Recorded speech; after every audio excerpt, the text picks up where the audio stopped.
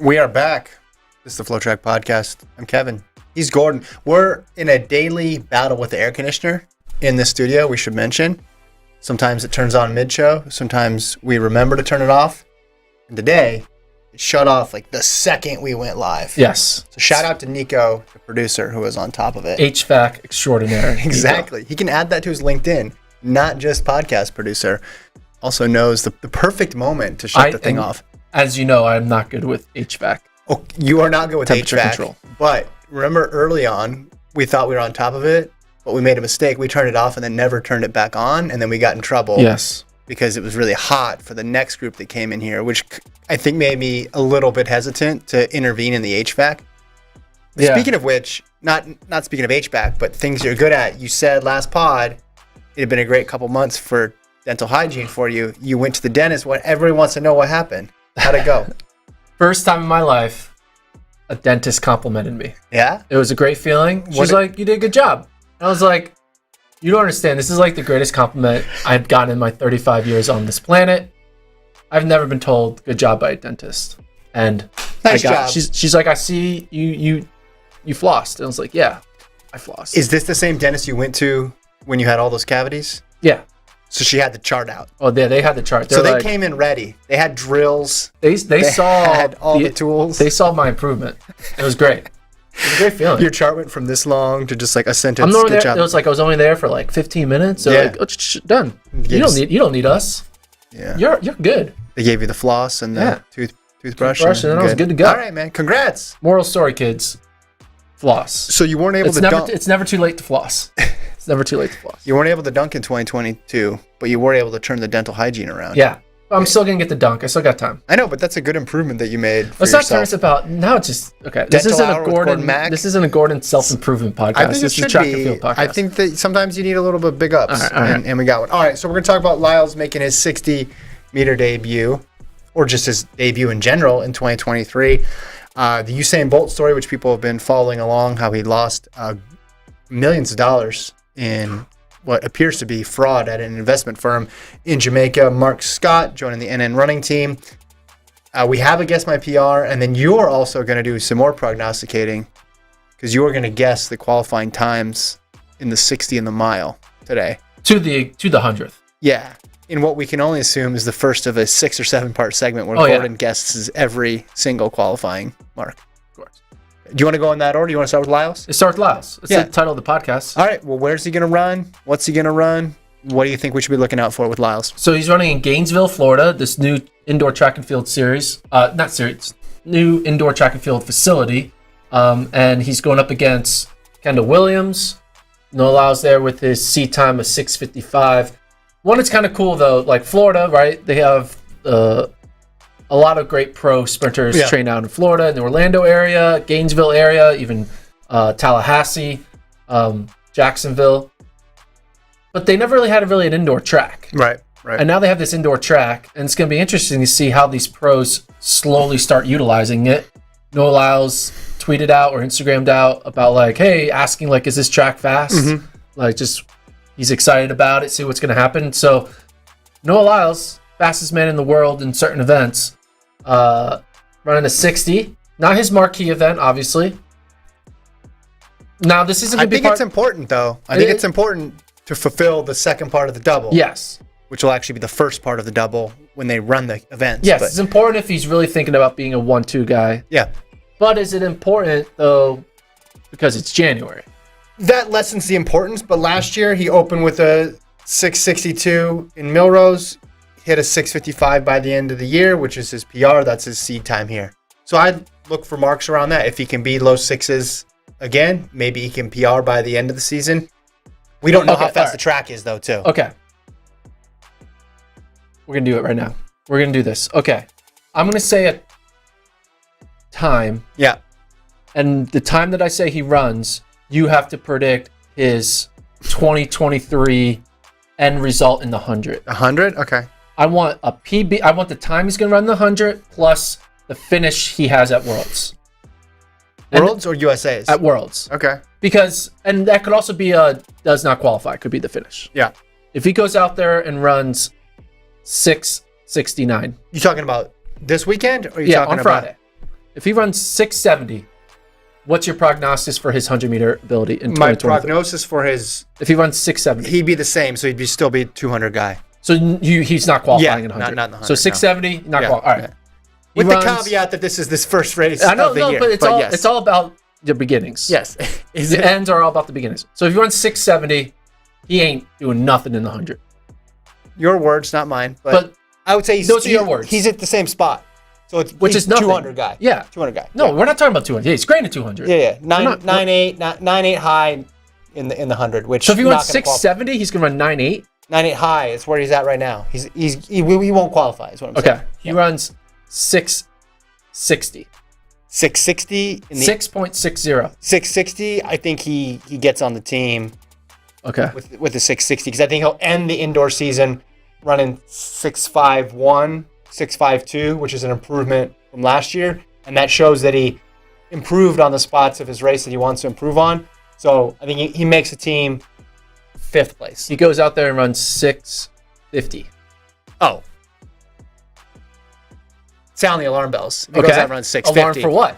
Alarm for my bold prediction being correct. And he's going to win the 100. So if he runs 650. If he goes 650. Or faster in his opener in Gainesville. Then everybody's going to be jumping on. In January. The bandwagon. He's doing 1-2 The stock price will be so high at that point. Yes. All right. That's the number. 640. Oh, come on. 4.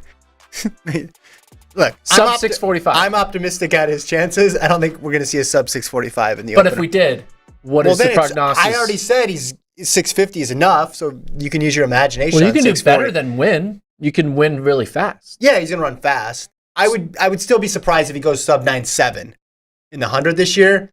But if he runs 644, it would take something like that for me to think he's going to be sub 9.7.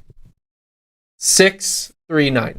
If you were to run 639 on Friday in his season opener, then they're going to need it. Everybody's going to be going down to that track. That track's going to be the most popular track in the world if he runs 639 in the opener. And then what's his 100? Oh, then we're thinking watch out Tyson Gay. I mean, we already were talking that with the 6.4 high. But I think if he's at his PB already, so if he's faster than 6.55 on Friday, which this race happens on Friday, right? So Friday afternoon. We'll be able to know by Friday's pod. Yeah. Okay. Yeah, if he's PRing in his opener, green light. Green light. All signs go, man. Okay. For Lyles, jump on board. What do you think? You agree? I mean, I agree with I agree with all that. But at the end of the day, I could also disagree with it all because it is January. And whether he runs 7 seconds or 6.2 seconds, it's January. Yeah. Well, that's exactly what I said. You're like, no, I know, but it's not good for the segment if you just say it doesn't matter. So 662 last year was the opener. That was at Melrose. So it was a little later. I'm looking at some other openers. 2021, he only ran one indoor race, and it was 676, right? And that was the year 2020 was a bad year for him. Well, he only broke 10 in the 100 at trials that year. So 2020 obviously was screwed up. 2019 didn't run indoors. Let's see. We have another data point here. 2018, he opened with a 659 and ended, and then ran some 657s and then a 659. So I feel pretty confident. I think 55, if he can PB in the opener, watch out. All right. So I know this isn't part of the over-under, but we're going to make it part of the over-under. I'm setting the over-under for his 60 debut at 658. Ooh, in my head, I had 657. I'll still go over just because the first race thing. You're going over? Yeah. 658? Yeah. However, I'm the guy who had the bold prediction about the double. So another part of my brain thinks he's going to do it, but I'm going to go over for this one. I don't know the track. I'm taking the under. You're going under again? I'm taking You're going to go under on everybody this whole year. Yeah, it's fun. It's fun to take the under, man. The year of optimism for Gordon. When you're betting football, it's fun to take the over. When you're betting track, it's really fun to take the under. So this is an official entry. This counts. Yeah, okay. This counts. So even though this is going to happen before Friday in a normal segment. But we're getting it in. We got the result in. Over, under, Noah Lyles, 658. 658. And you're going over. I'm going over. I'm going under. Yeah. But I do think by the end of the year, he's going to get a PB. I think he's going to be close to 650 by the end of indoors. If he runs at least 2 or 3. And watch out. Watch out, right? This is his only weakness. This is what it is, right? Is that portion of the race. Start in that first 60 meters. Because once he gets going, he can go. We know that. AI Mello or Al Mello. Hey, is that Allen Iverson Mello? I don't know. Predicting 6'5" for Noah. It says 652/989. What do you think is going to run? Tampa Eagles going with 655. Nate Oliver 654. But it's going to close the season with a 647. Dude, if Noah Lyles is running 647. That's what I'm saying. Then he's 8/100ths faster than he's ever been over 60. Again, you can't draw a straight line and say he's for sure going to improve that much going outdoors, but the number to watch outdoors, right? Only game's going 659. The number to watch outdoors in the 100, in terms of like, can you reach this, is that 9.76 time, right? That's where Coleman's at. That's where Brumell's at. That's where Curley's at. Not that he needs to run that at USA's or Worlds necessarily to get a gold medal, but he needs to be in that vicinity, right? And if Jacobs comes back to full form, I would anticipate Jacobs would be somewhere around that type of shape. So he's a 10th back. He's got to make up that 10th. Like, where's it going to come from? When is it going to come? That's the question. But that's the sort of form he needs to be in. And if you guys want to watch this, the race is live on FloTrack. It's a 2-day meet. It's a Thursday, Friday meet. Noah's running on the Friday afternoon. It's called the RAD Sports Invitational. RADD Sports Invitational. Just go to FloTrack.com. You guys can watch all those races. So we'll have it live too. So that's literally what it just said. Well, I mean, we'll react. I'm saying we'll be on live when it happens. Maybe we just show it. Do a cut in. We cut in live the podcast, and then you can see do live reaction. Yeah, and when he runs 6:45, then you're gonna lose your mind. I'm gonna freak. We'll figure out exactly how fast the track is at that moment. I like this. Speed of tracks does matter a whole lot. Okay, let's figure out. Before we move on, Gordon's going to figure out when this exactly. Yeah, what time to schedule at? Hold on. Meet information.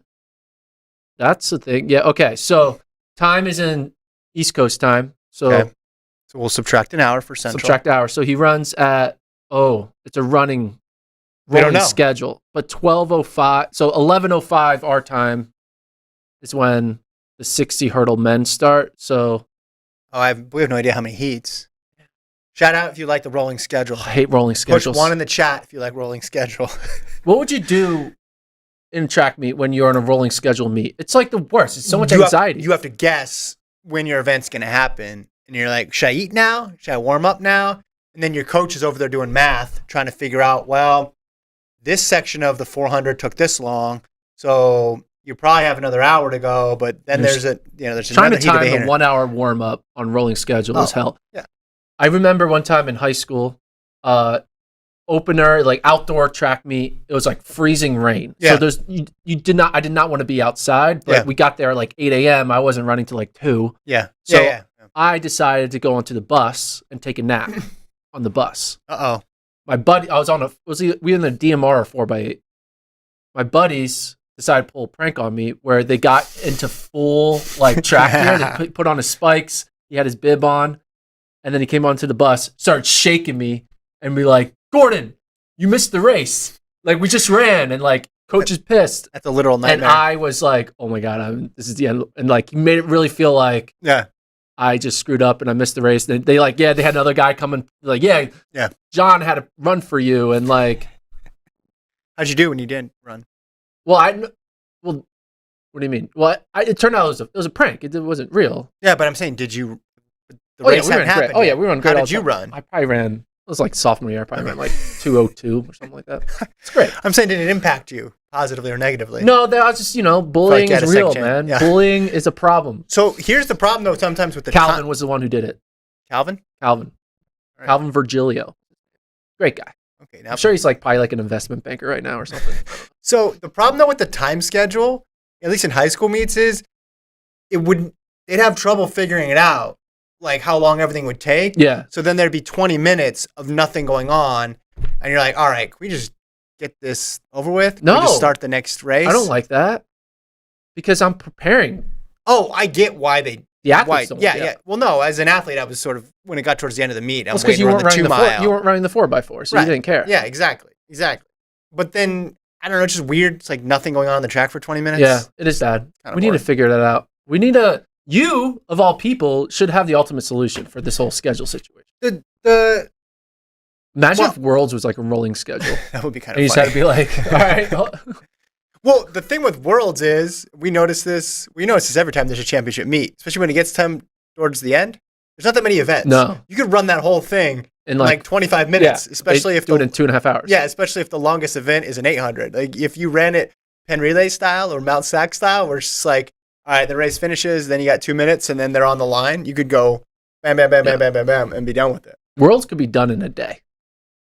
The whole thing? Yeah. Well, but yeah, I'm talking about. I mean, Worlds can be done in a 2-day track meet. I'm just talking about because that happens all the time. Yeah, Diamond League. Yeah. So. Well, no, that happens all the time, even with that many people. Yeah. At high school invitational. All right. More serious news. Usain Bolt is in the news. Appears he lost over $10 million in an investment in Jamaica. This involves SSL Stocks and Securities Limited, a Jamaican investment firm where Bolt had $10 million. There's a huge investigation going on right now because apparently $1.2 billion in total was taken from this one firm. Bolt's team looked into it, and there was only a few $1,000s left in the account. He posted on social media, "In a world of lies, where's the truth? History evil, what is the root? Money." This is crazy. This is a crazy story. Now, before you calculate how big of a loss this is to Bolt, just keep in mind, we have no idea really how much money he has, how much he gives away, right? All that other stuff. It's still $10 million. It's a huge amount. It's a huge amount of money. Well, I saw people go. I mean, I get annoyed when I lose $10. Yeah. I'm like, God dang it. Yeah. So this is a really sad story. So I don't know if they're going to be able to recoup the money or how that's going to work. Centered on at least one person, but now I think it's going to broaden in terms of this scheme. So kind of reminds me of like the FTX stuff. Where the money just disappears and you just don't know where it goes. Yeah. That's terrible. Do you have investments or investors? Or like do I have investors? No, do you have a financial advisor? No, I don't have a financial advisor. I have a financial advisor. But I put too much trust in him, maybe. I just give him my money, and then I hope that he's not like Bernie Madoff and like going to take it all. Yeah. But I don't think he would. Seems like a nice guy. Okay. Is it Calvin? No, it's not Calvin. Okay. Not Calvin. No, but like it's something that it can happen to anybody, right? Well, there's people who you just give you trust. Like, I trust you, and then all of a sudden, a few years later, like, actually, the Ponzi scheme. There's always this conversation about pro athletes and money, and it seems here he did what most people would say is the responsible thing to invest the money, and then he invests the money, and then it's just gone. Yeah, it's just gone, and it looks like there's going to be no way to recoup that money. Yeah, it's not as if it was done over this long period of time, and they can figure it out and get the money back. And it's part of $1.2 billion. Like, that's going to be very difficult to pull back. And it happened in Jamaica, right? Yeah. In his country. That is a bummer. Not to like turn this into like, hey, Bolt need to make a few extra dollars. He can come out of retirement, start racing again. He's 36. I think he can. Well, I think there's a lot of. He can do it for 4 more years. He can go till 40. He does have the ability to still make money. Endorsements. Yeah. But he can make a little more money if he runs at the Gainesville meet at the Rad Sports Invitational against Noah Lyles. But it's still. Who would win in? Who would win in a 60 right now? Lyles. Yeah, no, I know that. Did Bolt ever run a 60? Not indoors, I don't think. Yeah. Bolt never ran an indoor race. He should get a lifetime PB in an indoor race. I don't know how you turn this into a conversation about his PBs. No indoor. Yeah. So Bolt, go on an indoor tour called the Bolt Tour to recoup your money, and he's just going to all the meets, breaking facility records, and having a good old time. This is a great idea. I don't think he's gonna have a good old time. As your next manager / financial advisor, and I'll get you help you recoup some of that money. You just got to run at the BU Invite every weekend. But does he make money doing that? Where's the money? Money. I am we worry about that's a future. Be in a couple commercials. But like the other people that are involved, right? The other people in this $1.2 billion. Yeah. like presumably don't have the ability to make back Yes. money like Usain Bolt does. Yeah. Doesn't make it sting any less for Bolt because you wake up one day and you're $10 million poorer. That sucks. You could argue that maybe though Bolt being a part of this puts a lot more pressure and attention on it, that maybe the other victims are going to be heard maybe a little louder because unfortunately this is how society works. If a famous person's involved, people care more. That was actually a good point. Good job. Yeah, you went from talking about 60-meter PBs to that. Speaking of 60-meter PBs, all in the game says Bolt ran his first 60 of his 9.58 in 6.29. Doesn't count. That's a relay split. Well, he covered if that was a but fully automatic time. I don't think there was fully automatic. Wasn't timing. What? That was just Bill Bowerman with the hand watch going. It wasn't. What do you mean? It's not a relay split. He didn't have a running start. No, but he literally covered the distance. It shouldn't count as a record, but yeah, no, and it's also outdoors. There's wind. Do it without wind, Bolt. Come on. Wind? There wasn't that much wind in that one. Come up to hit the challenge. I want the indoor. Bolt needs. People talk about Bolt like football players, like race me in a 40, this, that, the. Like, hey, Bolt, just run an indoor race, man. That's the challenge. That's what he needs to step up for. No, I'm kidding. Obviously, Bolt's the greatest. But yeah, he never ran an indoor meet. Kind of sucks. Next topic. Yeah. Mark Scott, NN running. Thoughts? So it's cool for him. He's get to potentially train with Kipchoge, right? Mm-hmm. Maybe it shows Scott is thinking more roads. He's been doing some of those road races in the UK. Did he run in the 10K outdoors? Yeah. Okay. So he's probably thinking long term that direction. So maybe we'll see what his marathon debut will be. But I think the overarching story here is this seems like a trend maybe potentially happening within the Bowerman group with the whole change of Schumacher now being part of Oregon, moving to Eugene. And there are probably some athletes who are like, I wanted the Portland pro train group only experience. I did not want a Eugene coach, half Oregon, half pro. Yeah. Some athletes are going to adapt accordingly. And I'm sure it's all based on where they are in their stages of their life and the stages of their career. True. Like if you're like firing at all cylinders and you're not like tied down with the family, you're probably like, hey, whatever, let's go to Eugene. But if like you're getting older and you're trying to think other ways and you know you're not going to get as much attention, this may be a sign for certain athletes to be like, I'm moving on to a different group, which happens. People leave great training groups all the time. Yeah. But I do think this is kind of a little bit of a sneak peek of that. The big Bowerman team is going to be much smaller over the next few years. Yeah, that's one of my reactions. Like, who's still on Bowerman? Yeah. At this point.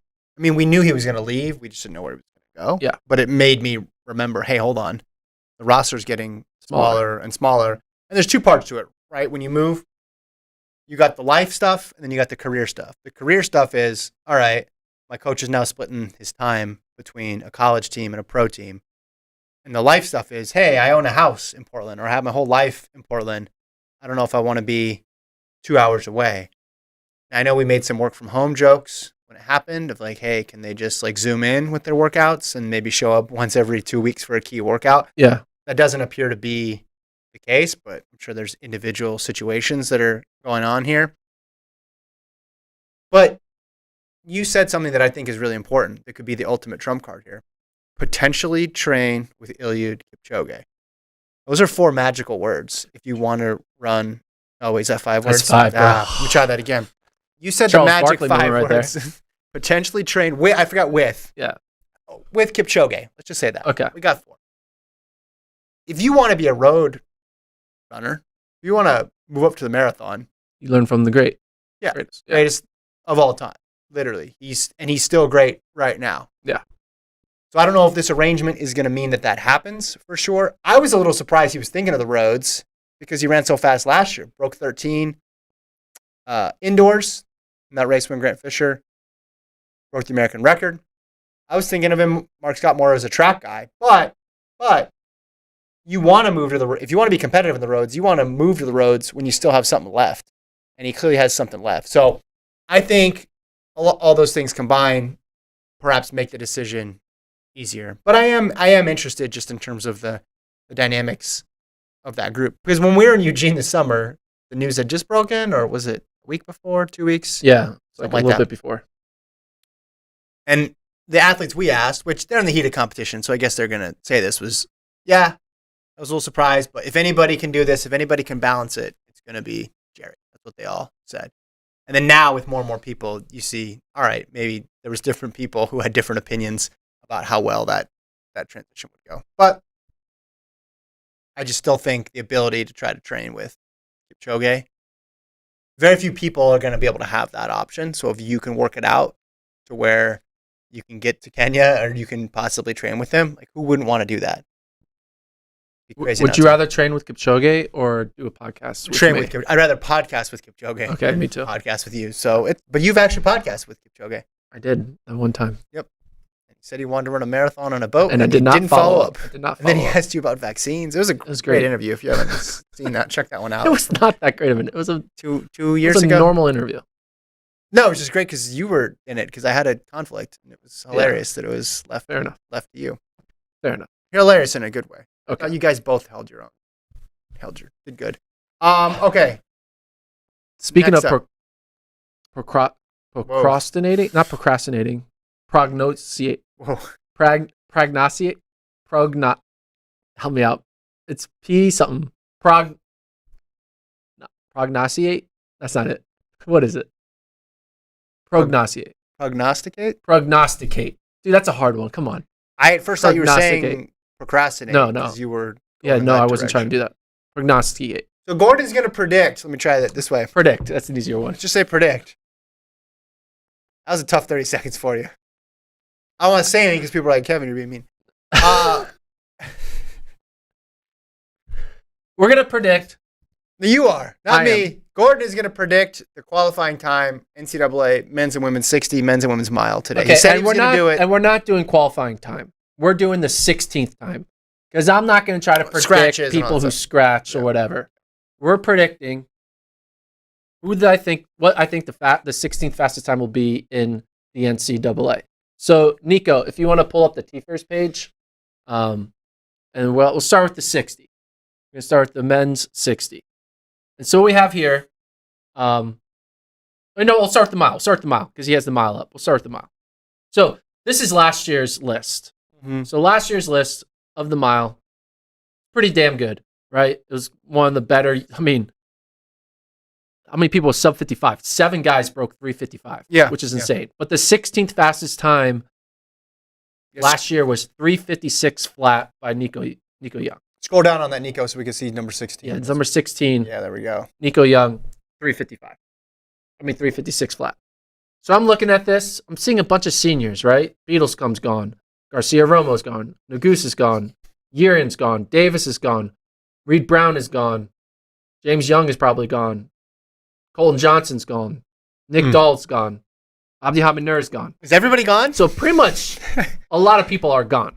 Is everybody gone? But here is the thing. Here's the thing. I think how many people broke 4 last year? 91 people broke 4 minutes in the mile last year. 91. That's a lot. And people are naturally going to get better. And I think it's going to get even wilder. I think there's going to be a lot more depth. I don't think there's going to be a bunch of 353s, but I do think there's going to be a shit ton of 355s. So with that, I'm saying the 16th fastest time is going to be 3:55.99. Continuing the trend. All right, women's side? 3:55.99. So on the women's side, you look at the top 16, again, a bunch of seniors. Emily McKay, Julia Haymack, Katie Camarina. I didn't even know, Portland State girl. She ran 4:32. But a lot of seniors, typical. I don't think it's going to be that fast on the women's side. I think, so last year was 4:33.97 for the 16th fastest time. I'm going to go slower. I think it's going to be 4:34 90. Not that much slower. Only a second. That's a lot in a mile. You beat someone by a second in a mile. That's a lot. Yeah, but there's statistical variance from year to year. So I'm going 434. What did I say? 434.90? Yeah, you said 434. 434.90, 355.99. That's my mile prediction. Book it. Run faster than that. You're going to NCAA. Yeah, because you got the scratches too. Yeah. Which we're not accounting for. All right. You like 60. That's what people are waiting for. The 60. People are waiting for it. Okay, so let's talk about the 60. So the 60 is an interesting one because there's obviously new people that come in that you forget about, specifically JUCO transfers, because they run fast. And then you're like, oh, like you talk about someone like Caleb Jackson, who ran 6:58 in 2022. He's number 12 there. He's now running for North Carolina A&T. He was part of Butler Community College last year. So you got to account for these new names coming in. I'm going, I think, low-key, I think it's gonna be a hot year. I'm gonna go with, I think 660 is going to be the 16th fastest time. Which is last year. That's the exact same as No, last year. because this is including JUCO guys. So there's 2, 3, D2. There's also D2 in there. Okay. Yeah, I'm going 660. Okay. So not too far off. Yeah, but it's gonna be fast. If you just did the D1s. Yeah, it's gonna be 660. 660 is the 16th fastest time. Correct. Okay. Women is actually gonna be really fast. Julian Alfred's still there. Julian Alfred's still there. Melissa Jefferson's not. It's it's basically just Jefferson and Steiner, and Kemba Nelson are probably the big rumors. But there was a lot of youth. Let's see a lot of sophomores from last year, freshmen, juniors. Talitha Diggs ran 7:24 last year. And now what does she run this year already? She ran 7:14. Yeah. Like that'll get you in. That'll get you in. Maybe not. I'm gonna go though. Oh, 7:14's getting in. Yeah. Okay. If she wants to run it. I'm gonna say 7:19 will be the 7:19, and last year 7:20. What'd you say? 7:23. 7. That doesn't include JUCOs, does it? Yeah, this JUCO. I mean, not on this list, but they didn't make that. So 7:23 down to 7:19. Yeah. What do you think? Yeah. It seems like it can materialize. Way more upperclassmen in the mile than in the 60. Yeah. So maybe that would be one thing to factor in. But yeah, I just think someone like Alfred is going to set a really high bar. I think Makai Williams is going to set a really high bar. But also, this result, I think 7:19 actually is much faster because a lot of these results were run at NCAA indoors, which doesn't count towards. Right. But we're not going to count those this year either when you're looking at qualifying. Yeah. I'm just saying 7:19 is quick. Oh, you're saying that. Oh, I see what you're saying. The 16th time wasn't 7:23 last year. Gotcha. That includes the times we'll run it indoors. Yeah. Gotcha. All right. How confident are you in these picks? 1,000. I'm not as. 1,000 what? You didn't describe any units there. Yeah, you don't need to. It's just when you say the word 1,000, that means everything. And it is a saying these days, right? Keeping it 1,000. Yeah, keep it 1,000. Should start that trend. Please don't. Keep it 1,000. Please don't. You're so old. Well, I'm younger than Usain Bolt. Found that out today. Oh, really? I saw his age. I was like, oh, okay, he's a year older than me. Me and Kipchoge around the same age. Yeah. A little older though. A little slower. A little slower. Stronger, maybe. What are you doing next? I got to go to Kenya to find out. Yeah. I would challenge him to a bench press. Because most people would want to run with Kipchoge. You just want to. Yeah. I want to try to dunk against him. Just play one-on-one basketball. Dunk on him? Yeah. Interesting. Who would be the one person who would be the most fun to dunk on that's not a basketball player? Most fun. Like, if in this world I can dunk, or am I just dunking on like a shorter rim? Yeah, no, in the world you can dunk. Okay, so pretend you're me. Okay, come on now. Me in a couple months. I think you'd want to dunk on a 7-footer, wouldn't you? Wouldn't that be fun? Yeah, but probably Embiid. But no, you can't play basketball. He can't be a basketball player. Oh, sorry, I missed. Non-basketball player. Well, then there's not that many tall people out there. A politician? That's not. That's like. Dunking on Obama would be kind of funny. You dunk on him on Twitter. That's how you dunk on politicians. Just keep sending those tweets. Sure. All the memes. Tom Cruise. Tom Cruise? He's short though, right? How about The Rock? It'd be fun to dunk on The Rock. Be painful probably when you come down. Yeah. I'm going to dunk on the Rock. What about What track star would you want to dunk on? Javi Dos Santos? I mean, if you're dunking on Barshim would be funny. It'd be like, hey, if you're assuming who can jump now? If you're assuming 100% success, yes. then yeah, because it looks cool when it's a taller person. Yeah, so Barshim. Yeah. Barshim. I gotta say, I know this isn't on topic, but like some of these dunk things are out of control now. It sounds like an old man, but just people go. Stop. You can't contest a shot without people being, oh my gosh, this guy just got posted. It's like, what? Are we Did something happen in the Spurs game that's hurting your feelings? No, just in general. I just see the dunk stuff. It's just like, oh, there are, like, I remember Vince Carter literally jumped over Frederick Weiss. Like that, okay. That was fun. But it's like, when you go up to contest a shot, like, I just feel like the incentives you should get credit. You should get credit for like trying, and now it's like we should mock shamed for trying. We should mock the people who bail, not the people get dunked on. Thank you. That's what I was trying to say. I like that. Gordon, you're a wordsmith. Has anybody ever said that about you? No, they have not. You took what was in my brain and you articulated it much better than I. Yeah, that's what I'm here for. That's what podcast partners do. All right, read each other's minds. You want to guess my PR? Not my PR, but we have a guess my PR. What? I don't know. Someone is saying I look like Larry King. Gordon's shirt makes him look like Larry King with those wide and squared shoulders. Yeah. I'm self-conscious now. Well, you know, Larry King. Yeah, he's like. Yeah, he was always like punched. Yeah. Yo, Saginaw, Michigan. Hello. All right. Yeah. You want to take live calls? We should do that. We probably could. No way we could be able to do that. Yeah. Oh, Nico said we can do it. Nico. We'll use your phone number? Yeah. We'll give out your... Well, I'm going to write your phone number on all the gift cards we send out, so people just call that one directly. All right.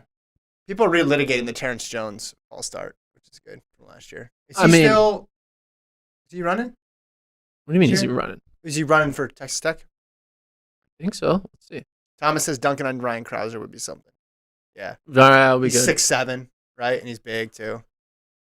And using a shot, dunking on him with a shot put? That'd be potentially dangerous. That'll be fun, though. Because it's got to come through the net. Terrence Jones, he's on the roster, so yeah, I assume so. Okay. Producer Colt in the chat. You guys look like a Wiggles cover band right now.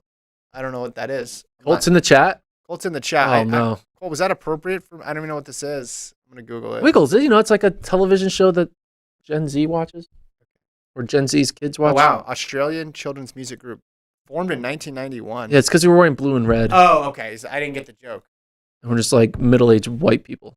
Colt, you got to explain the jokes. All right. Let's do this Guess My PR. I'm going to put on my Guess My PR glasses. All right. So this one. That's what we should have done when we had the Gooder sponsorship. We should have had them sponsor Guess My PR. And whenever I put the glasses on, that's when I do the guess. Dude. So, Gooder, if you want to come back. Gordon's got great ideas. You ever worked in advertising, man? No, man. Pretty good. I saw Mad Men once, though. Got a regular Draper over here. All right, this is straight to the point. Get ready. You're not going to need to do much math. Okay, I'm ready. This is from Jim. Let me focus.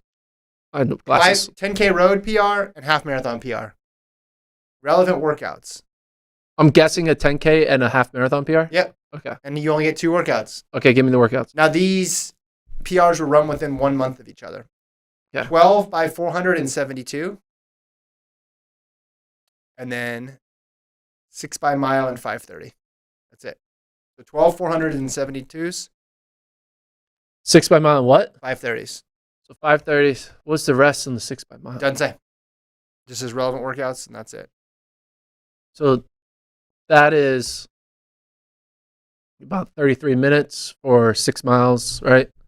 Which divide that by 6 times 6.2. Are you really going to keep 34:06 is that 10K pace.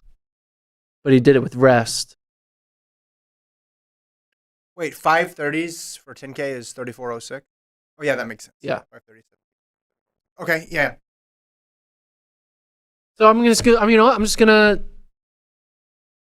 34:06. Okay, and the 10K. half? And the half?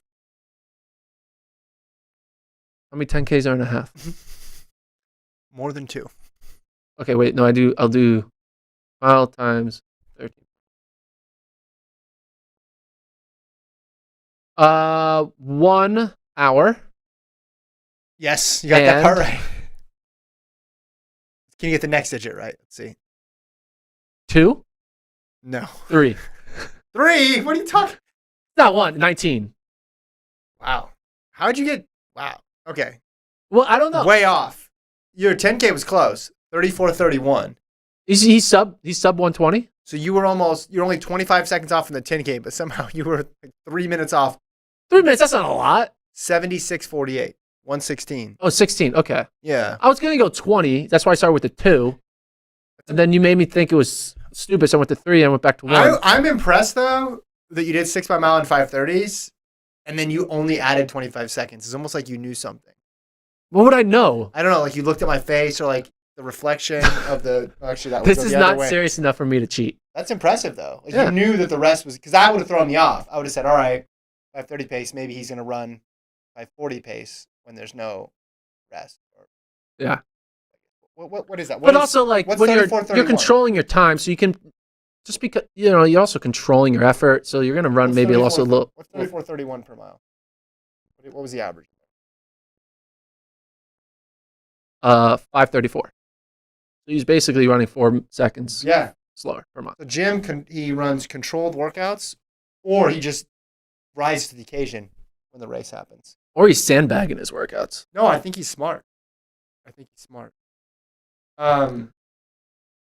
You know how Google does like the auto replies now, like that you can just click on the Gmail does on the bottom of the email. Oh, so it's a It's just suggestion for congratulations, which would be the most condescending response.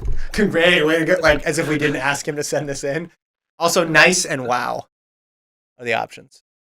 I think Not a thanks. Like a thanks. I would be think way I think better. nice. We respond with nice. No, He's listening to the pod. It's okay. Well, I'm gonna tell him nice. You should respond. I don't respond. Respond with nice. Respond. But can I add something else to it, or You can add whatever you want, but you got to respond with the auto, nice at least. Yeah, nice. Thank you. I just think congratulations. Like if I wrote that, just auto response congratulations, we'd lose a listener. All right, that one's taken care of. If you want to participate and guess my PR, Glasses off now. Whoa, it's much different. FloTrackPodcast@gmail.com. Is it any lighter without the glasses? Yeah, well, Or you get darker? used to this shade, and then all of a sudden you're like, whoa. Yeah. All right, so Friday spot's gonna be fun. We're gonna do over unders again. We have some actually good meets. Obviously, we have Noah Lyles running on Friday, but looking at schedule, Do we? we got some great meets. So the Martin Luther King Jr. Collegiate Invite, the New Mexico meet, Yep. that's gonna be good. There'll probably be some fast sprinters there, and then BU Battle in Beantown. BU always brings some great distance, mid-distance type performances, maybe a 3K or 5K here or there. But track season's starting to come the wild. We also have USA Cross this weekend. We'll preview that. We're going to predict our teams. They're qualifying for Worlds, man. Yeah. They get a Australia. free trip to Australia. Pretty solid. If anybody's going to Australia, let us know. Yeah. Is anybody going to World Cross? If you're going to be in Australia, maybe you can get some interviews for us. We'll give you some money. Well, I was just saying. I just want to know in general, like, what's the spectator scene like out there? I'm curious. It's Well, interesting. what do you mean the spectator scene? It's just World Cross is a unique event. Yeah. So I'm just always interested. I would love a first-person account, like if they go, what they thought of it. Track meet. More people will Everybody knows track be. meet. World Cross is coming to US, right? Yeah. What year? Oof. I bet you the year of World Cross, there'll be more people at NCAA cross country championships than at World Cross. Well, what's the point of saying that? We all know that. You know what I mean? More people are involved, and it's just like such a stupid stat. Well, you're asking me about the scene. I think it's just going to be like kind of like a. There's probably more people at the Mount Sat Cross Country Invitational than NCAA Cross. You ever think about that? I have not. But You know why? that's- Because there's a race every 8 minutes. Yeah, and they overlap. Let me see. World Cross. Still feel bad for the- 2026. It's in Tallahassee. 2026. The world comes to Tallahassee. Visit Tallahassee. Isn't it crazy?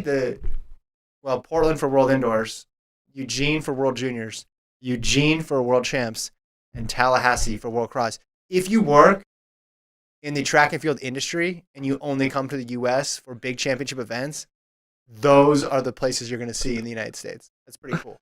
I guess technically OCLA. You'll see LA for the Olympics in 2028 as well, too.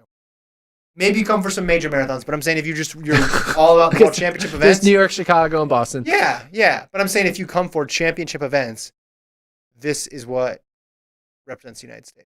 Well, the U.S. is a weird country in that it's very different everywhere. It's not.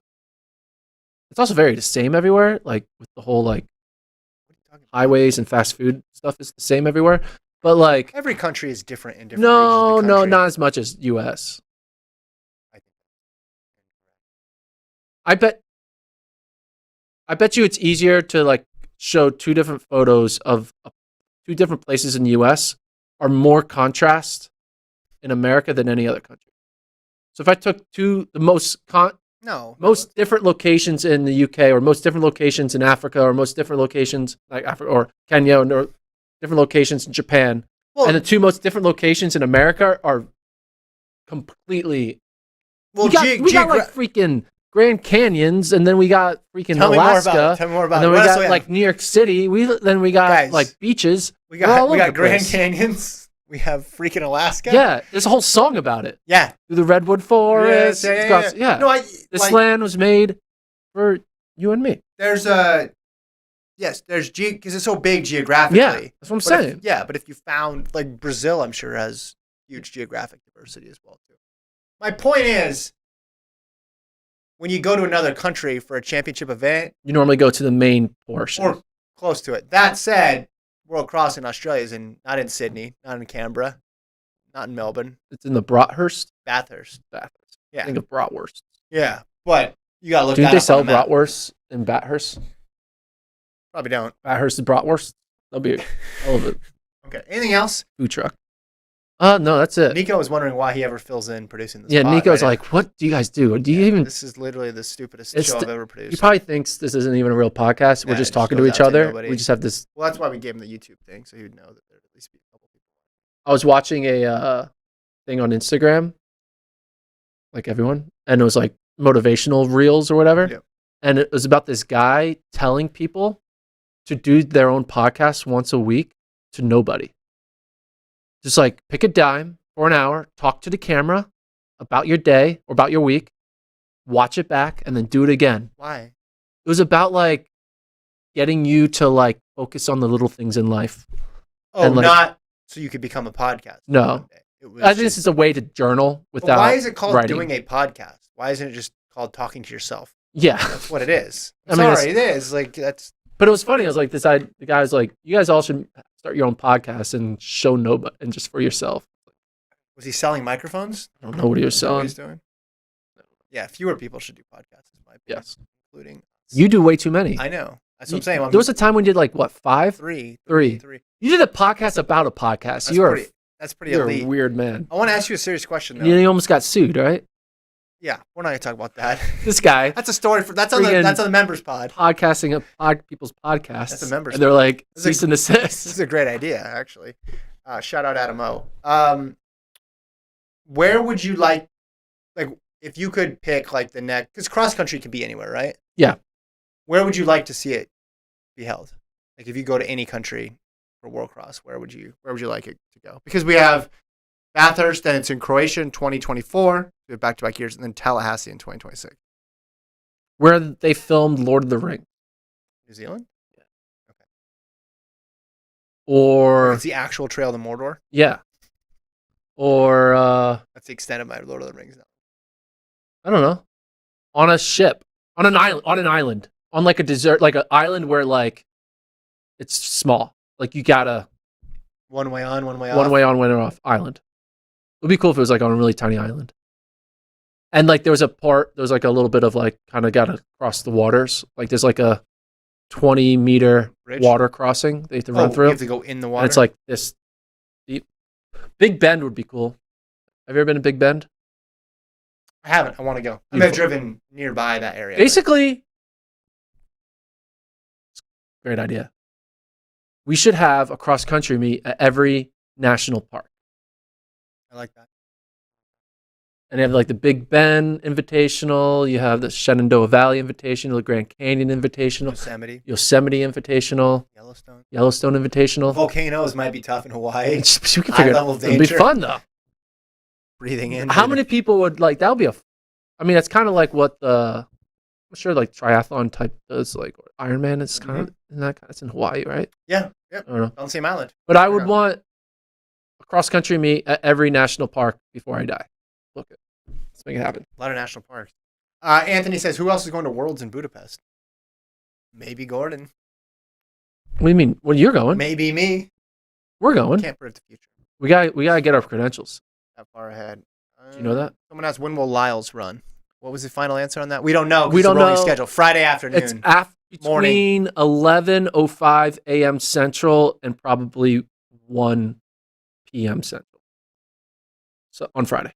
I want it to happen when I think it's going to happen during our podcast. That's what I want to have happen. The prelims will happen maybe right beforehand. Yeah. So it's I know you like live reaction to cross country results. I love live reaction to professional January sprinters. 60-meter results off event. Yeah, when it's one of the most famous athletes in the sport. Yeah, a little bit different than did Oregon's Aaron Benfeld is a famous Oregon athlete. Come on, man. He is a scholar and a gentleman, sir. All right. That's the pod. Like and subscribe. Yeah. Go listen to his 8th podcast. Thanks to Nico. And thank you, Nico. Some say top two podcasts producer. Nico. Yeah, for sure. In top 2 of my rankings. I thought you were saying we were one of his top 2 podcasts. No, we're not in the top 2. We're in the bottom half. No, Lyles is running Friday. Someone said. Yeah, Friday. Friday. Running Friday. Live on FloTrack. Sometime between 11 a.m. and 1 p.m. We think. Rolling schedule. Eastern or Central? Central. So that's 10 and noon. No. 12 and 2 Eastern. Okay, don't roll your eyes, man. Well, it's math. You add 1. Okay, are we really going to nitpick on this pod? What's the word that I couldn't come up with? Prognosticating. You're going to... Prognost. Hold on, now we're getting more comments. I'm going to World, someone says. Are we having drinks for podcast fans?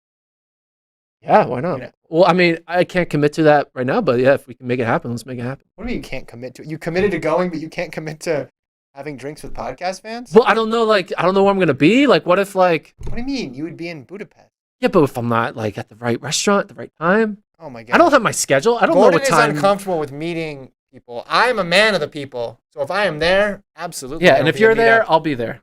I'll follow wherever you go, Kevin. Yeah. I'll follow you to the ends of the Why would you not want to meet up with people? That's not what I said. I just... Very elitist of you, dude. It's hard to make plans with someone, like, 6 months out. But you're planning to be there already. Yeah, but the issue is it's a city, man. There's so many people in a city. The issue is getting there. Just because you're not once you're there meeting up with people. You know, of all people, that when you go to a city for work, of all people, when you go to a city for work, you sometimes you don't really make plans with people in town because you know, like, you don't want to cancel. You don't want to cancel, so you can like find one time. There's a lot of times you're in town and you don't tell people because you'll feel bad if like you can't make it out on like that random 7 o'clock thing when you're whatever. Yeah, but you can find one day between 11 days that you're there. Okay, if you coordinate it, contact Kevin. He's my secretary. Yeah, well, I'm not 100% sure we're going to be there. I'm saying if we are there. We're going to be there. Well, then this shouldn't be an issue. Think back to the last World Championships you covered. You had free time. We were kind of busy. We went out to eat. We saw You had more free time than I did. I was busy like... Oh, stop. I was efficient. No, we had a lot of free time during the day. Yeah, during the day we did absolutely nothing. We took long naps. No, it felt because we were up so late the night before. We were just... I was like, Yeah, we're resetting. I was like waking up and eating lunch at like 2. I'm like, oh. Well, that was you. That's what I'm saying. You could have met people for lunch. All the names is Gordon the Elitist. Yep. I'm not... Man, when we were turning the audience against me. When we would run into people on the street, Gordon would be like, "No photos." No, it was really weird. I don't know why. Now you're just making shit up. Yeah, no, you need to stop it. You did have people believe you, man. You did have a. Remember when we would be live and people would jump in the live shot, and you're like, "Get out of my live shot." Oh yeah, I made that up too. No, all right. No, Gordon was pleasant. Let's end the pod. Especially because most of the time people were making fun of Gordon when they saw him. I can handle it. Very little. It was very little. Hey. Great job. It was more very like, hey, your takes are terrible. You're bad. Yeah. But when people would see me, most of the time they wanted to just talk about Gordon. So like, how do you deal with him? Bad PR. All right. We'll break this down more next time. Thanks everybody for tuning in. Please stop with the sunglasses. All right. We'll see you Friday.